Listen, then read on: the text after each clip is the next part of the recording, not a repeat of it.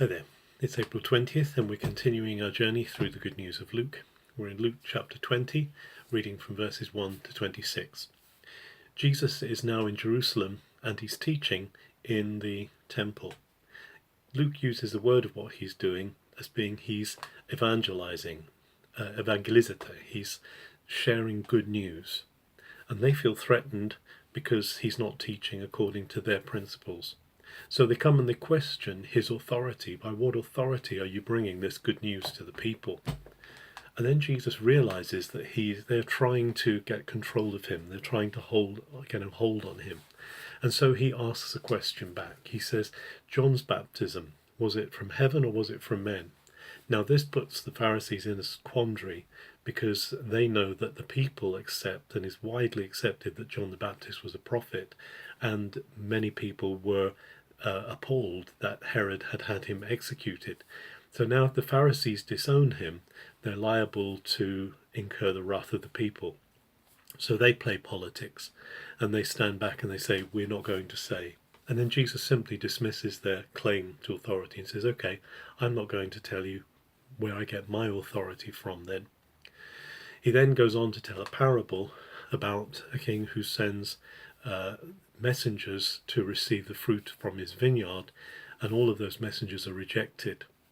And lastly, the king sends his own son, the vineyard owner sends his own son, and the son is killed. And the Pharisees are angry because they know that this parable is directed against them. Jesus is deliberately telling a story that puts them in a bad light, and so they want to get hold of him. They want to destroy Jesus, but they can't get hold of him. He's too protected, he's too popular at this time.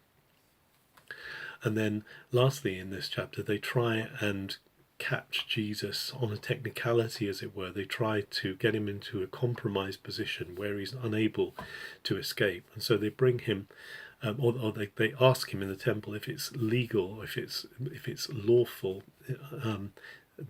under the law, under Torah law, to pay taxes to Caesar. Now it's important to know here that Caesar's image on the coins meant that coinage was idolatrous. So actually Jews tried not to carry money in their pockets because of the image of Caesar that it bore. But Jesus asks for a coin, and someone here has a coin. And that in itself is something that contravenes the law. And so Jesus says, whose image is on it? And of course it's Caesar's. So he says, okay, give Caesar what belongs to Caesar. Give God what belongs to God. And they're amazed at his wisdom. Whatever the Pharisees think, whatever his detractors think of him, Jesus' wisdom cannot be gainsaid. And Jesus is able to continue to teach in the temple, even though the religious police are trying to get hold of him. We marvel at the wisdom of Jesus. We marvel too at his simplicity. Jesus has one thing in mind: to share the good news of the kingdom, and he will not be put off by those seeking to control him, seeking to get a hold on him, because the authority that he has comes from within himself. It comes from the Father. It's the Father's authority, and it's given to him, and it's out of that he speaks. Have a very good April the 20th.